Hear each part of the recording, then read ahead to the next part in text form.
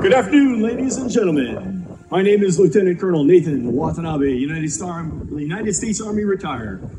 On behalf of the Tri-State Thresher Association, welcome to this year's demonstration on United States and German World War II organization tactics and movement techniques. Before you, you see two squads. On your right is a U.S. squad from World War II. Generally, these were manned with 10 to 12 soldiers. We have members of the Colorado Military Historical Group, CMHG, with members spanning from Cheyenne to Pueblo to even New Mexico.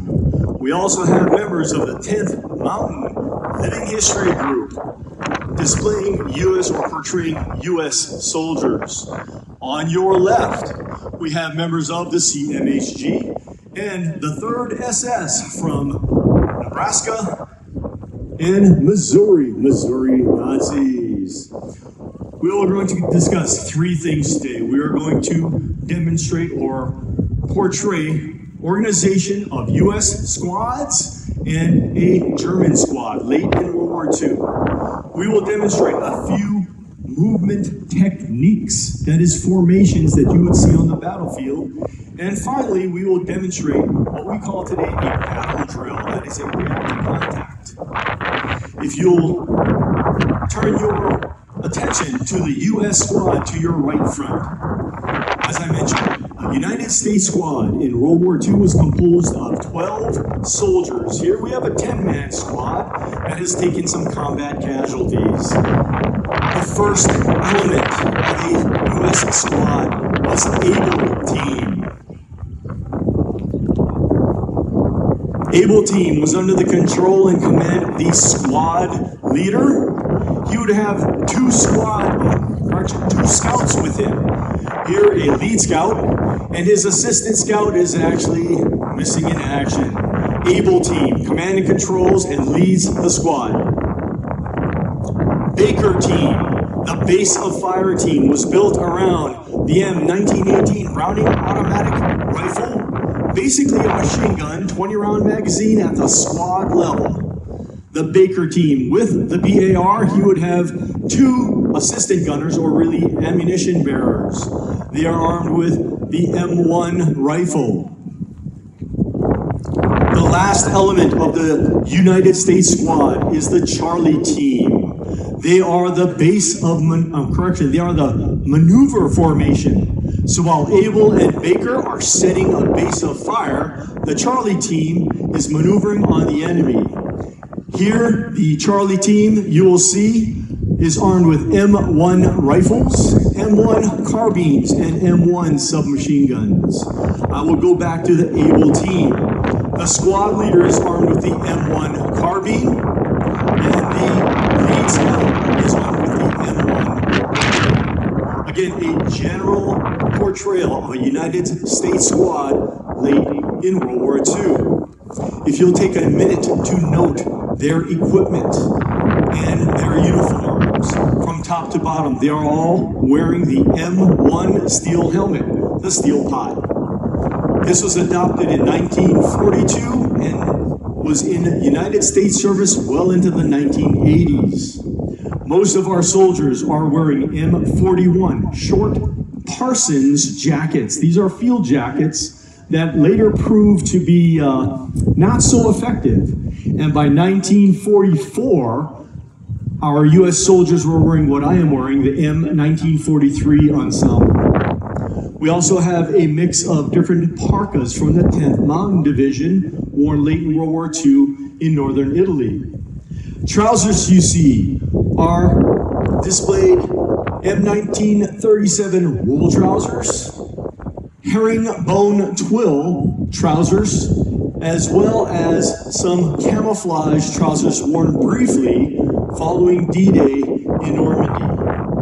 All our soldiers are wearing combat boots of different styles. We have low service shoes with leggings, which just basically keep the crud out of your shoes. We have some double buckle boots, or M1943 boots like I'm wearing, which would be easier to don and off or take on, put on and take off than those shoes with leggings. And we also have a couple of airborne boots as well. So there is your World War II U.S. squad: Eagle Team, Baker Team, and Charlie Team. A mix of M1 carbines, M1 rifles, M19 Browning automatic rifle, and submachine guns. Good afternoon. What you see before me is a late war German Kampfgruppe or battle group. These are ad hoc units made up of units that were depleted in battle and then reformed and sent to the front. You'll note a mixture of uniforms here. First off, we have members of the Waffen-SS, who may be recognized by their camouflage or field gray uniforms with SS collar tabs. We also have members of the German Air Force, recognized by their blue service uniform and Luftwaffe insignia. We have one member of the German military police. He can be recognized by his duty gorget and cuff title. Lastly, we have members of the German Home Guard, known as the Volkssturm. They can be recognized by their distinctive red, black, and white armbands. These late war units had generally poor combat performance. However, in some cases, they did put up stiff resistance in order to slow the Allied advance into Germany in the final weeks of the war.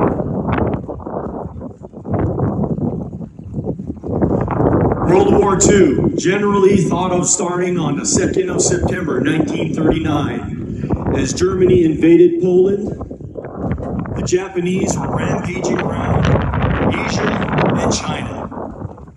The United States entered World War II 7 December 1941, Pearl Harbor Day. We fought heavy battles all through the Pacific, entered the European theater in November 1942 in Northern Africa. We fought our way through Northern Africa, up Italy, and by mid-1944 invaded Fortress Europa, D-Day, France. What we are portraying now is late 1944, early 1945. Your U.S. troops are fairly well equipped. They are pushing from France into Holland, Belgium, into Germany. The Germans, as pointed out, have a mishmash of conglomerated units. Whoever's left comes together and forms these battle groups. At this time, we will demonstrate 2 to 3 movement formations, basic formations. I'm going to ask my soldiers to turn around. Now, movement formations were really dictated on the terrain. The squad leaders would adjust formations based on terrain and enemy disposition. At this time, the 2 squads will demonstrate on-line formation. They're walking very slow. They are spreading out over an open area. As they approach an enemy position, they're maximizing fire to the front. Some of you may have heard this called a skirmish line. Again, maximizing security and fire to the front, sacrificing security to the side and rear. At the halt, the 2 squads are going to transition from on-line to column formation. Column formation, you'll notice on the German side, the squad leader is moving from the rear or flank now to the front to command and control his squad. This movement formation is used in very, very tight terrain. Not much of that here in Kansas, but think of the big, heavy forests in eastern France going into Germany. Thick trees. You're going to move out in a column so the squad leader can control his formation. All eyes are forward. Everyone's responsible for looking forward, back, left, and right. This is to facilitate command and control and speed of advance. At the halt, you'll notice in late 1944, early 1945, the Germans are defending. The Americans are moving from a column formation into the third formation we are demonstrating today, the squad wedge. Whereas the squad column, also called ducks in a row, is very handy and fast through congested terrain, they are now assuming a squad wedge.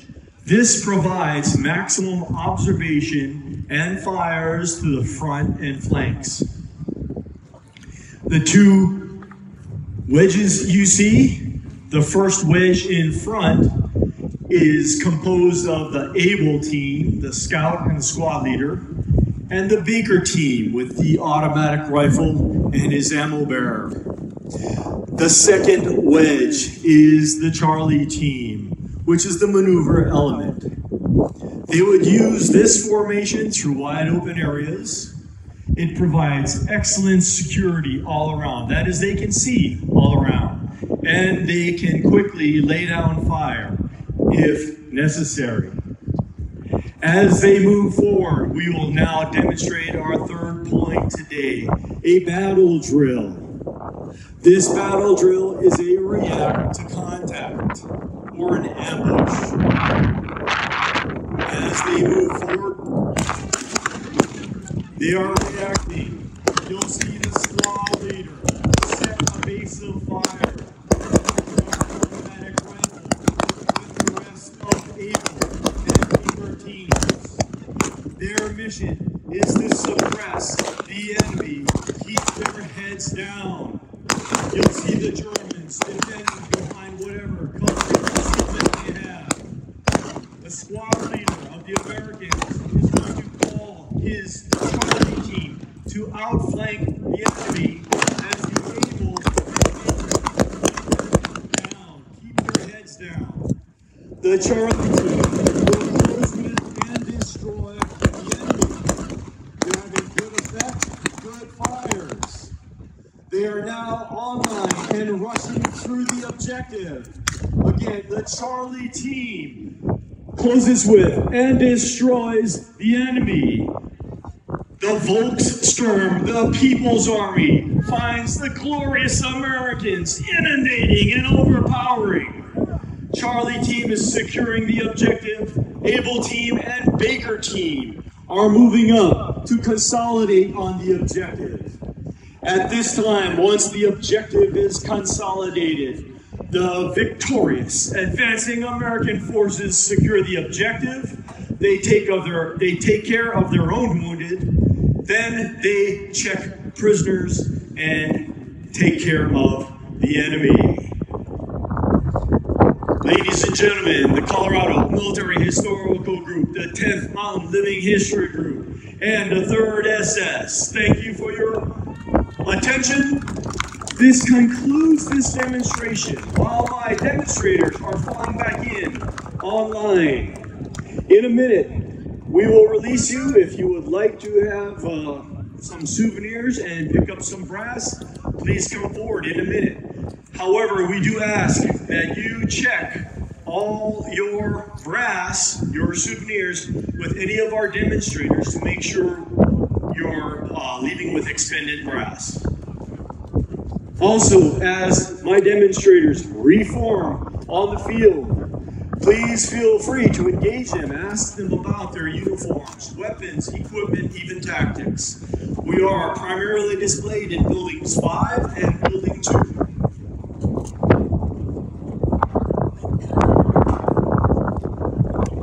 Again, a United States squad from World War II and a German squad from late World War II. Thank you for your attention. God bless America.